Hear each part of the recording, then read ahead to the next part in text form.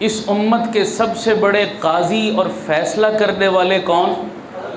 بولو یار، حضرت علی۔ حضرت علی کی اس خصوصیت کی بنا پر ابو بکر، عمر، عثمان تینوں خلفاء نے اپنی خلافت میں اپنی مجلس شورا کا امیر بھی کس کو چنا؟ فیصلے ان سے کرواتے تھے۔ بحث چلی کہ اسلامی سال کہاں سے شروع ہو، حضرت علی نے میٹنگ بلا لی، بھائی مشورہ دو کہاں سے شروع ہو۔ کچھ نے رائے دی کہ حضور کے میلاد والے جو ہے وہ موقع سے اسلامی سال کا آغاز ہونا چاہیے، جب حضور پیدا ہوئے۔ کہا بات تو اچھی ہے، لیکن کچھ عیسائیوں میں اور ہم میں فرق بھی، ان کا سال بھی میلادی ہے، جناب عیسیٰ کی ولادت سے شروع ہوتا ہے، ہمارا بھی صرف میلادی ہی ہوگا تو فرق نہیں رہے گا۔ یہ امت محض میلادی نہیں، یہ تو انقلابی امت ہے۔ اور رائے دو۔ ایک رائے آئی جناب کہ جہاں سے وحی کا آغاز ہوا تھا وہاں سے اسلامی سال کا آغاز ہو۔ کا بات یہ بھی اچھی ہے، لیکن وحی کا آغاز مصائب و آلام کے حالات میں ہوا تھا، جب بھی نیا سال آئے گا مصائب تازہ ہوں گے تو غم زیادہ ہوگا۔ یہ امت مصائب والی نہیں ہے، یہ امت صبر والی امت ہے۔ کوئی اور رائے دو۔ چنانچہ جب سب رائے دے چکے تو سب نے حضرت علی سے کہا کہ اب آپ ہی فیصلہ کریں۔ حضرت علی فرمانے لگے کہ میرے دل میں رب نے ڈالا ہے کہ اس اسلامی سال کا آغاز ہجرت کے سفر سے ہو۔ بولو کون سے سفر سے؟ جب میرے نبی نے مکہ سے مدینہ ہجرت کی، اس کی دو وجہ ہیں۔ فرمایا کون سی دو وجہ؟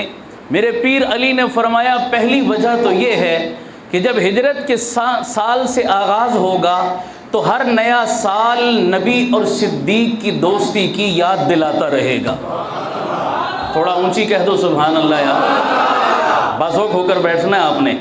دوسری وجہ کہ ہجرت کے ذریعے سے ایک انقلاب آیا تھا کہ ہجرت سے پہلے والی زندگی مکی زندگی، ہجرت کے بعد والی زندگی مدنی زندگی، ہجرت سے پہلے والی زندگی وہ دبی ہوئی زندگی، ہجرت کے بعد والی زندگی سر اٹھا کر چلنے والی زندگی، ہجرت سے پہلے والی زندگی خاموش زندگی، ہجرت کے بعد والی زندگی جہاد اور تبلیغ کی زندگی، ہجرت سے پہلے والی زندگی مظلومانہ زندگی تھی اور ہجرت کے بعد والی زندگی فاتحانہ زندگی تھی۔ یہ ایک انقلاب کا ذریعہ بنا تھا یہ ہجرت، لہذا اسلامی سال کا آغاز ہجرت سے ہو تاکہ امت کو انقلاب کی یاد تازہ کرتا رہے۔ لہذا یہ مشورہ ہوا اور اسلامی سال کا آغاز ہجرت کے سفر سے ہوا، اسی لیے اس کو ہجری سن کہا جاتا ہے۔ باتیں بہت سی ہیں، میں اس کی تفصیل میں نہیں جاؤں گا، میں نے بات اگلی کرنی۔ پھر رائے طلب کی کہ جناب سال تو آ گیا، اب مہینہ بھی بتا دو کہ پہلا مہینہ کون سا ہو۔ توجہ، ایک رائے آئی ربیع الاول کا مہینہ ہو کہ ربیع الاول کے مہینے میں میرے پیارے آقا کی ولادت ہوئی، حضور دنیا میں تشریف لائے، بڑا ہی مبارک مہینہ، تو پہلا مہینہ اسلامی سال کا ربیع الاول ہو۔ کہا کوئی اور رائے دو۔ کہا جی رمضان کا مہینہ پہلا ہو کہ بڑی عظمت اور فضیلت والا۔ سارے رائے دے چکے، میرے پیر علی فرمانے لگے کہ میرے دل میں رب نے ڈالا ہے کہ اسلامی سال کے آغاز اور پہلا مہینہ محرم الحرام کا ہو۔ پوچھا اس کی وجہ کیا ہے؟ حضرت علی فرمانے لگے ربیع الاول اور رمضان کا احترام تو فقط مسلمان کرتا ہے، محرم وہ مہینہ ہے کہ جس کا احترام مسلمان ہی نہیں پہلی امتوں کا کافر بھی کرتا تھا، لہذا تمام امتوں میں یہ مسلم مہینہ، اس لیے اسلامی سال کا پہلا مہینہ کون سا ہو؟ تو ہجری سال سے آغاز ہوا، محرم کے مہینے سے ابتدا ہوئی، دور حضرت عمر کا تھا، فیصلہ حضرت علی کا تھا۔ یہ میں نے مختصر سا پس منظر عرض کیا۔ اب اگلی بات پر آنا جو میں اس حوالے سے عرض کرنا چاہتا ہوں۔ محرم بڑا عجیب مہینہ ہے۔ جب سے کائنات انسانی شروع ہوئی، آدم علیہ السلام سے لے کر آج تک، اللہ نے محرم الحرام کو دو حصوں میں ڈیوائیڈ کر دیا ہے، تقسیم کر دیا۔ کتنے حصے میں ڈیوائیڈ ہوا؟ پہلا حصہ ایمان والے، صاحب علم، نیک لوگ، تقوی والے، علم والے، فہم والے، عقل والے، سمجھ والے، علماء، صلحاء، اتقیاء، اولیاء، اصحاب اور شہداء اور انبیاء، جتنے بھی اللہ کے نیک بندے تھے، ان تمام لوگوں کے لیے محرم کا مہینہ نعمت بن کر آیا۔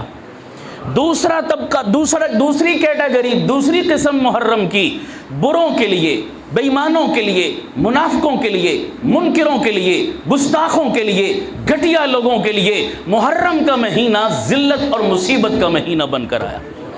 یہ کتنی حیثیتیں ہو گئی؟ 2۔ اس پر میں دلائل دینا چاہوں گا آپ کو، ایک ایک دلیل پر اکتفا کرتا ہوں، ہر زمانے سے بات سمجھنے کے لیے کافی ہوگا۔ میں شروع کرتا ہوں حضرت آدم علیہ السلام سے۔ کائنات کے پہلے نبی اور کائنات کے پہلے بشر کون ہیں؟ بولتے جاؤ، کون ہیں؟ جناب آدم۔ آپ جانتے ہیں آدم علیہ السلام سے ایک بھول ہو گئی تھی، اللہ تعالیٰ نے بدلے میں جنت سے کہاں بھیج دیا؟ دنیا میں بھیج دیا۔ آدم علیہ السلام دنیا میں آئے، گڑ گڑا کر رب سے معافی مانگی، توبہ کی، اللہ نے توبہ کو قبول کیا۔ پیران پیر، محبوب سبحانی، قطب ربانی شیخ عبد القادر جیلانی فرماتے ہیں اپنی کتاب غنیۃ الطالبین میں کہ اللہ نے حضرت آدم کی توبہ کو قبول کیا، انہیں معافی کا پروانہ عطا کیا تو مہینہ محرم کا تھا۔ بولو مہینہ کون سا تھا؟ سارے بولو مہینہ کون سا تھا؟ محرم الحرام کا مہینہ۔ اور یہاں پر اکتفا نہیں ہوا، اللہ نے ایک اور انعام بھی دیا جناب آدم کو۔ وہ کیا؟ اللہ نے کہا نہ صرف تیری توبہ قبول کرتا ہوں بلکہ اے آدم تجھے اپنی خلافت کا تاج بھی پہناتا ہوں۔ اللہ نے آدم کو اپنا خلیفہ بنایا۔ یہ نعمت تھی یا نہیں تھی؟ اعزاز تھا یا نہیں تھا؟ آدم کو ملا۔ ہماری تبلیغی جماعت کے بزرگ شیخ الحدیث حضرت مولانا زکریا رحمۃ اللہ علیہ نے فضائل قرآن میں ایک عجیب بات لکھی ہے۔ وہ فرماتے ہیں کہ زندگی میں 4 موقع ایسے آئے جن موقعوں پر شیطان نے چہرہ پیٹا، سر پہ خاک ڈالی، چیخا اور چلایا اور ماتم کیا ہے۔ کتنے موقع؟ سارے بولو کتنے موقع؟ 4 موقع ہیں۔ ان 4 مواقع میں سے ایک موقع وہ بھی تھا جب شیطان کو پتہ چلا کہ آدم کی نہ صرف توبہ قبول ہو گئی بلکہ اللہ نے تاج خلافت سے بھی اسے نواز دیا ہے، تو شیطان کو آدم کا خلیفہ بننا ہضم نہ ہوا، شیطان نے سر پہ خاک ڈالی ہے اور ماتم کیا ہے، تو بھی مہینہ محرم کا تھا۔ بولو مہینہ کون سا تھا؟ اونچی بولنا، مہینہ کون سا تھا؟